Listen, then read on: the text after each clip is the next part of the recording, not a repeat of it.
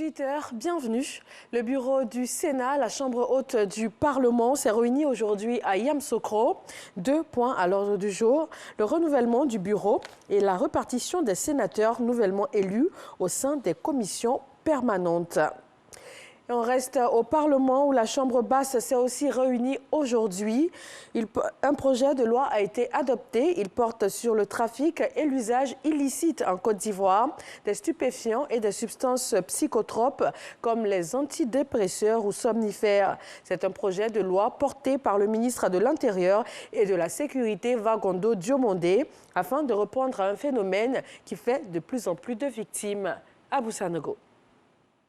Le ministre de l'Intérieur et de la Sécurité Wagondo Diomondé face à la Commission Sécurité et Défense de l'Assemblée nationale. Objectif, défendre le projet de loi portant lutte contre le trafic et l'usage illicite des stupéfiants, des substances psychotropes et de leurs précurseurs en Côte d'Ivoire. Ce projet de loi, qui comprend 8 titres, répond à l'évolution des techniques de production, de trafic et d'usage illicite des stupéfiants et de leurs produits dérivés, qui implique nécessairement l'amélioration constante des mesures et des moyens de lutte et de répression.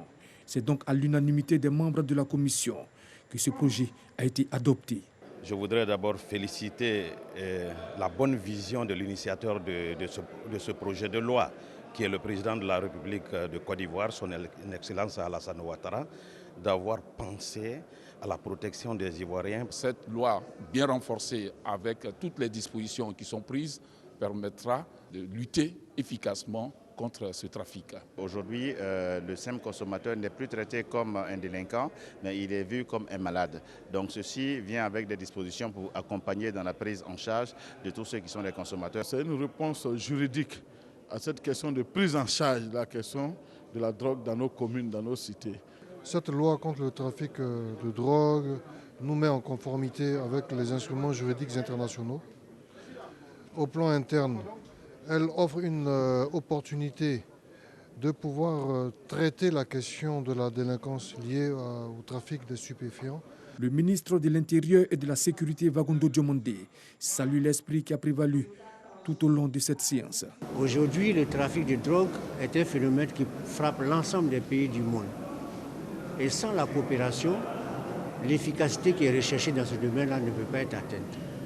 C'est pourquoi cette nouvelle loi prend en compte cet aspect qui nous permet de réajuster notre mécanisme législatif pour mettre un terme au trafic de la drogue.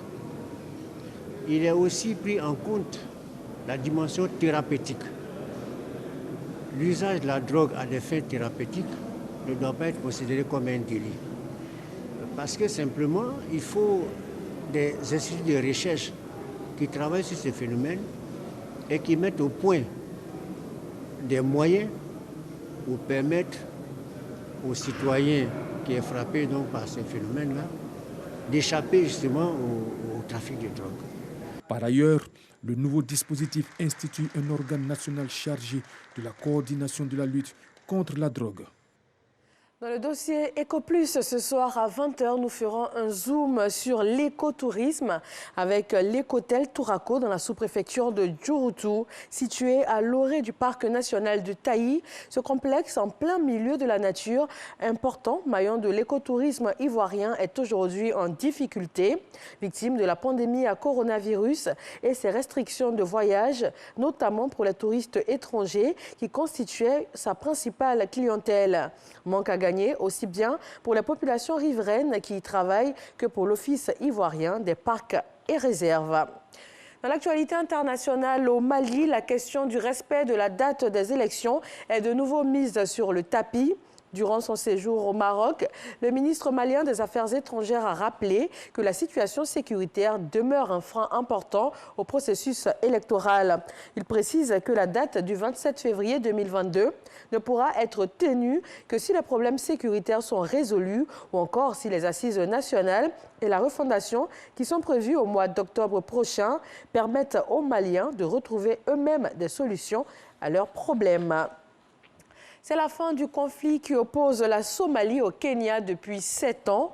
Le point de discorde, le tracé de la frontière maritime entre les deux pays et les ressources en gaz et pétrole sur une surface de 100 000 mètres carrés. La Cour internationale de justice a tranché. La juridiction de l'ONU chargée de régler les différends entre États a rejeté les demandes de réparation de la Somalie. Mais les juges ont décidé d'un tracé de la frontière maritime équidistant tel qu'il était réclamé par la Somalie, tout en ajustant légèrement cette ligne en faveur du Kenya. Et puis au Yémen, l'heure n'est pas à l'accalmie. Plus de 130 rebelles ont été tués par des frappes de la coalition dirigée par Riyad en soutien au gouvernement. Les frappes ont ciblé leurs véhicules militaires dans le nord du pays. La coalition intervient au Yémen depuis 2015 pour appuyer les forces du gouvernement yéménite face aux rebelles houthis proches de l'Iran. Et les rebelles mènent une bataille acharnée pour arracher Marib, dernier bastion loyaliste dans le nord où ils contrôlent la majeure partie.